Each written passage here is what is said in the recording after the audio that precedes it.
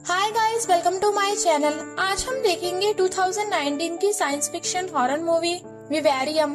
शुरू करने से पहले लाइक और सब्सक्राइब कर देना चैनल को। ये फिल्म हमारी हीरोइन गैमा और हीरो टॉम के साथ शुरू होती है। गैमा स्कूल में टीचर है और टॉम एक घर पे मैकेनिक का काम करता है। वो दोनों बहुत समय से एक साथ हैं। गैमा अपने एक दोस्त से बात करते हुए हमें ये बताती है कि वो और टॉम एक घर की तलाश में है और इस काम के लिए उन्होंने एक एजेंट की मदद भी ली है। गैमा का स्कूल खत्म हो जाने के बाद वो टॉम से मिलती है और वो अपने रियल एस्टेट एजेंट के ऑफिस चले जाते हैं। उधर उन्हें मिलता है मार्टिन, जो कि एक काफी बेचैन और अजीब सा आदमी है। वो हर टाइम स्माइल करता रहता है और उन्हें योंडर नाम की प्लेस पे लेके जाता है। योंडर एक मिडिल क्लास आदमी के सपनों की जगह होती है, जहाँ पर दूर दूर तक एक ही तरह के घर दिखाई देते हैं। मार्टिन उनका 9 नंबर वाले घर में स्वागत करते हुए एक ड्रिंक ऑफर करता है, पर वो उसे मना कर देते हैं क्योंकि उन्हें ड्राइव करके घर जाना होता है। टूर के टाइम मार्टिन उनसे उनके बच्चों के बारे में पूछता है और गैमा बताती है कि उनके बच्चे नहीं हैं। मार्टिन फिर गैमा की नकल करता है और यही बात बिल्कुल उसी की तरह बोलता है। ये चीज उन दोनों को बहुत अजीब लगती है, पर वो इसे इग्नोर कर देते हैं। वो दोनों गार्डन देख रहे होते हैं जब एकदम से उन्हें ये पता चलता है कि मार्टिन बिना कुछ खाए चला गया है। वो लोग कंफ्यूज हो जाते हैं और घर निकल जाते हैं। वो योंडर से बाहर निकलने की कोशिश करते हैं, पर बार बार वही घर नंबर 9 पे पहुंच जाते हैं। टॉम को ये लगता है कि गैमा गाड़ी चलाने में कोई गलती कर रही है और वो खुद ड्राइविंग करता है, पर इससे कोई फायदा नहीं होता और वो वापस 9 नंबर वाले घर पर आ जाते हैं। उनके आसपास कोई भी नहीं होता और सेम ही घर दिखाई देते हैं। घंटों तक ड्राइव करने के बाद गाड़ी का पेट्रोल खत्म हो जाता है और उन दोनों के फोन में भी सिग्नल नहीं आ रहे होते। परेशान होकर वो दोनों रात में उसी घर में रुक जाते हैं, पर दोनों बहुत अजीब सा महसूस करते हैं और सो नहीं पाते। सुबह टॉम घर की छत पे जाके देखता है, पर वहाँ भी उसे दूर दूर तक एक जैसे खाली घर दिखाई देते हैं। टॉम और गैमा सूरज की तरफ चलना शुरू करते हैं, ये सोचते हुए कि वो इस घरों की भूल भुलैया से बाहर निकल जाएंगे। वो दूर दूर तक चलते रहते हैं, घरों की दीवारें टप के आगे बढ़ते रहते हैं, पर हमेशा 9 नंबर वाला घर पे पहुँच जाते हैं। तभी गैमा को एक घर दिखता है जिसके अंदर लाइट चल रही होती है। घर में घुस के उन्हें एक डब्बा मिलता है जिसमें घर का जरूरी सामान और खाना रखा होता है। परेशानी से भरा हुआ टॉम उस डब्बे को आग लगा देता है, जिससे पूरा घर जल जाता है। वो दोनों सोचते हैं कि अब तो कोई इस आग को देखकर उनके पास आ ही जाएगा और वही फुटपाथ पर ही सो जाते हैं। पर सुबह उठते ही वो उसी जगह पर अकेले होते हैं। उन्हें एक और डब्बा मिलता है। इस डब्बे में एक बच्चा होता है जिसके साथ उन दोनों के लिए एक मैसेज भी होता है, जो कहता है कि यहाँ से निकलने के लिए उन्हें इस बच्चे को पाल पोस के बड़ा करना होगा। जब आग का धुआं साफ होता है तब वो देखते हैं कि उस घर को कुछ नहीं हुआ है। उनका टाइम बहुत जल्दी पास होने लगता है। 98 दिनों में ही वो बच्चा एक 4-5 साल का लड़का बन जाता है। ये लड़का मार्टिन की तरह ही उन दोनों की कॉपी करता है। वो लड़का उनकी नकल करता है और वो दोनों बस परेशान होकर उसे देखते रहते हैं। वो दोनों इस लड़के से बहुत परेशान होते हैं। वो रोज ऐसी चीजें करता है जिससे वो दोनों बहुत गुस्सा हो जाते हैं। उन दोनों में झगड़ा होने लगता है। एक बार टॉम सिगरेट ग्रास पे छोड़ देता है और उससे ग्रास जल जाती है और नीचे की मिट्टी दिखने लगती है। टॉम वही टाइम जमीन खोदना शुरू करता है और वहाँ से बाहर निकलने का सोचता है। टॉम अब जमीन को खोदकर इधर से बाहर निकलना चाहता है। रात को दोनों स्ट्रेस रिलीज करने के लिए डांस करते हैं और वो लड़का भी उनके साथ नाचने लगता है।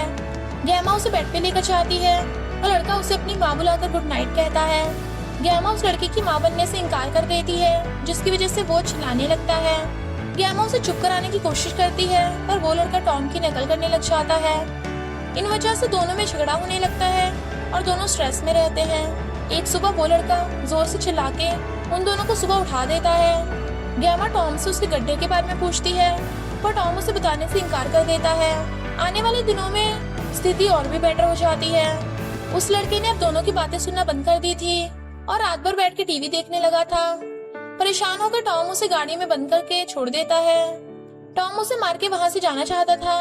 गैमा लड़के की मदद करने की कोशिश करती है, पर टॉम उसे ये बात याद दिलाता है कि गैमा उसकी माँ नहीं है। पर गैमा फिर भी लड़के की मदद करती है। टॉम रात भर डिगिंग करता है। गैमा लड़के को सुलाने की कोशिश करती है और उसे एक माँ की तरह सुला देती है। अगले सुबह टॉम अपना नाश्ता अकेले करता है और गैमा उस लड़के को पिकनिक पे लेके जाती है।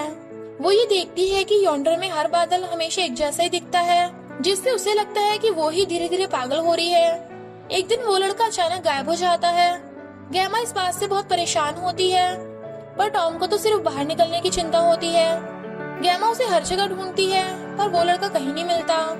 घर लौटते टाइम गैमा देखती है कि लड़का घर वापस आ गया है। उसके हाथ में किताब होती है जिसमें अजीब सी बातें लिखी होती है जो वो टीवी में देखते रहता है। गैमा लड़के से पूछती है कि वो किससे छुप छुप कर मिलता है। वो उससे कहती है कि किसी ऐसे नए इंसान की कॉपी करो जिससे तुम आज मिले। लड़का किसी चिड़िया की आवाज निकालने लगता है और उसका गला खराब हो जाता है। गैमा ये देखकर बहुत डर जाती है। लड़का बार बार गैमा को माँ कहकर बुलाता है, पर वो उसकी माँ बनने से इनकार कर देती है। गैमा अपने घर की छत पर एक गाली लिख देती है। अब वो लड़का एक आदमी बन चुका है जो गैमा की हर बात पर सवाल उठाता है। टॉम डिगिंग करते हुए इतना थक जाता है कि वो बीमार पड़ जाता है।